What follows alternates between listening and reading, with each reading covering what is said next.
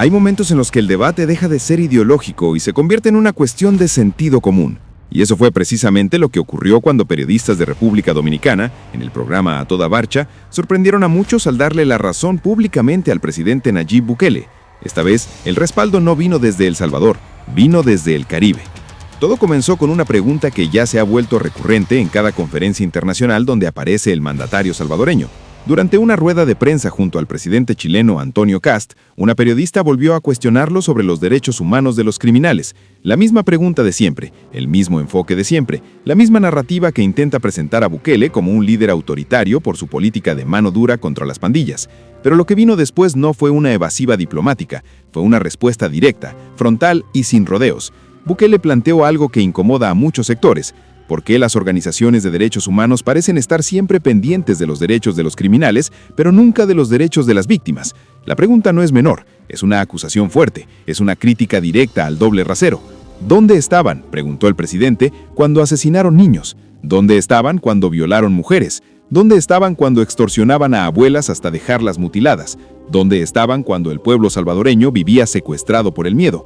Esa frase fue clave, secuestrado por el miedo. Porque durante años, El Salvador no fue un país libre, fue un país controlado por estructuras criminales, comunidades enteras dominadas por pandillas, comerciantes obligados a pagar renta, jóvenes reclutados a la fuerza, familias desplazadas por amenazas. La vida cotidiana estaba condicionada por la violencia, y en ese contexto Bukele planteó algo que resuena con fuerza en millones de personas. Los derechos humanos existen, sí, pero no pueden convertirse en un escudo exclusivo para el verdugo, mientras la víctima queda enterrada en el silencio. Porque cuando alguien asesina, viola o destruye una vida, ya violó los derechos humanos de otro. Lo que el presidente salvadoreño denuncia no es la existencia de los derechos humanos, no es su importancia. Lo que cuestiona es su uso selectivo, el doble estándar, la indignación selectiva.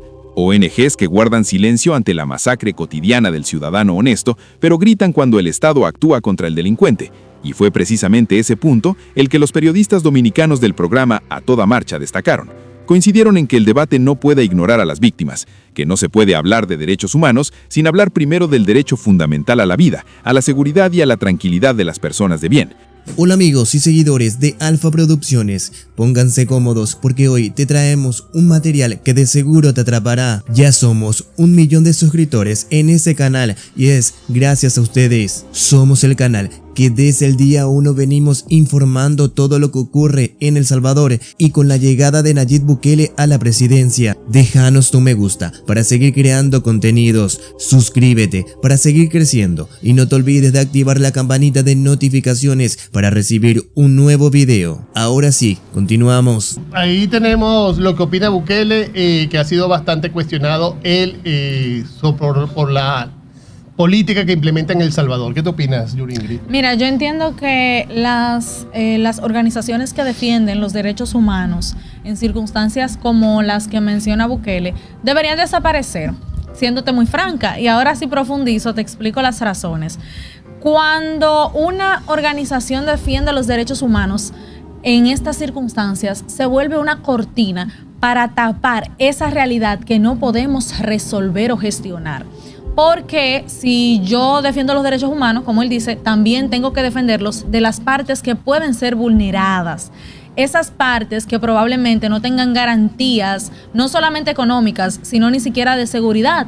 Pero estos grandes organismos que por lo regular comprenden países de primer mundo o son grandes asociaciones que van ya en medida proporcional, como que bajando a países pequeños como el nuestro, el de El Salvador, cuando aquí ha sucedido, cuando han habido temas con Haití, ha sucedido cuando hay casos como el tema de las cárceles en El Salvador, es ya cuando se ha creado una situación que es insostenible para ese país y tienen que tomarse medidas drásticas por parte de esos gobiernos en búsqueda de alguna solución.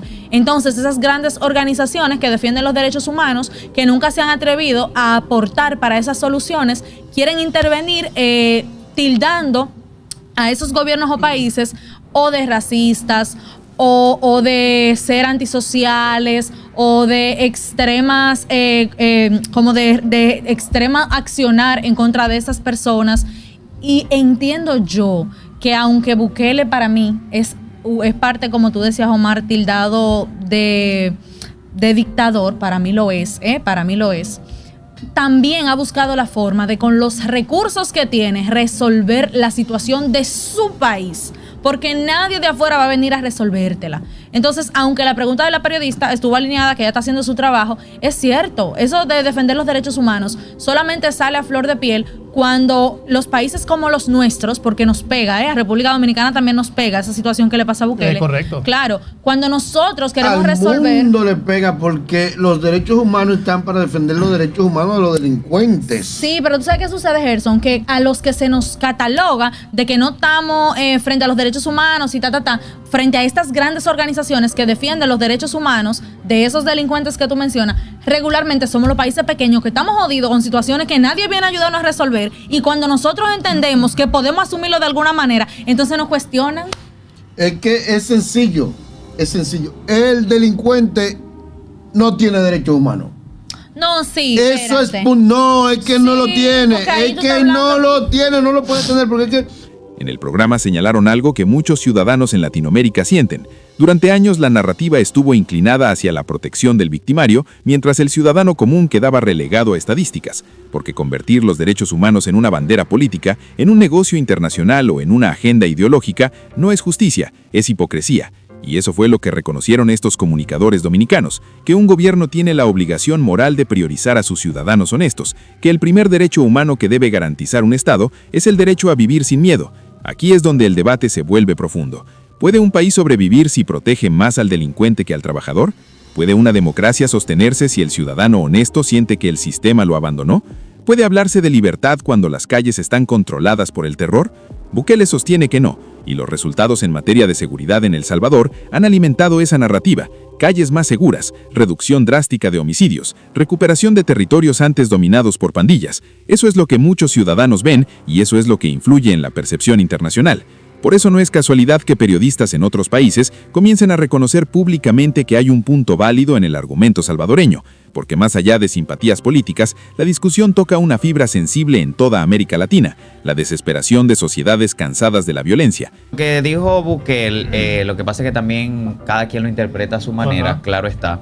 Pero él en todo momento siempre resaltó y dijo que sí están los derechos humanos para esas personas. No es que no tengan derechos humanos, es que él lo describió tan perfecto. Ok, los derechos humanos para estas personas que delinquen, que matan, etcétera. ¿Y dónde están los derechos humanos de estas personas que son los agravados? De estas personas que son las sufridas. Ahí su punto está muy bien explicado. Porque él no está diciendo que está en contra de la ONG, ni está diciendo que está en contra de los derechos humanos de la humanidad. Él lo que está diciendo es que la ONG lo que le da es más ponderancia a los criminales que a las personas afectadas. Y está en todo su razón.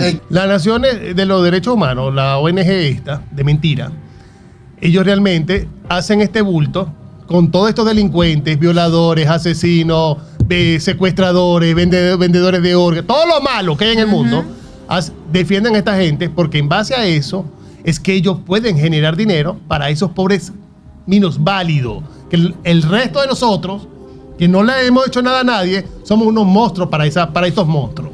Entonces, en ese ruido es que ellos venden ese sentimentalismo mundial para que ellos puedan seguir llenándose los bolsillos y defendiendo a estos delincuentes, que yo estoy totalmente de acuerdo con Gerson. El que violó los derechos humanos no puede pedir que le respeten lo suyo. Entonces, Bukele lo dice muy bien. ¿Por qué hay que priorizar en los derechos humanos del delincuente y minimizar el del ciudadano que trabaja y que está netamente legal Por la ley. por la ley? Ahí es donde él no está de acuerdo. Él dice, yo los veo, lo de los delincuentes, los derechos humanos, los puedo ver, pero primero veo el de la sociedad, que es funcional, que trabaja y que está pegado a todas las leyes que no le hacen daño a nadie. Primero veo eso y luego veo lo otro, porque ¿cómo es posible que cuando yo hice las cárceles, los derechos humanos fueron y se tiraron que ¿por qué la comida de él tiene tan poco proteína? ¿Y sabe qué le dijo Bukele? Cuando usted vaya a la casa de la familia de que ese señor mató y le diga, usted tiene que pagar más impuestos para que el que mató a su hija coma mejor en la cárcel. Tire para Es adelante. descarado. Entonces, ahí, ese es un punto muy válido. Todas esas ONG, la OEA, hoy en día hemos visto que son infuncionales. El mensaje que respaldaron estos comunicadores es claro. Los derechos humanos deben ser integrales, no pueden aplicarse solo cuando convienen, no pueden ignorar a las víctimas, no pueden olvidar que el primer deber del Estado es proteger a la mayoría honesta.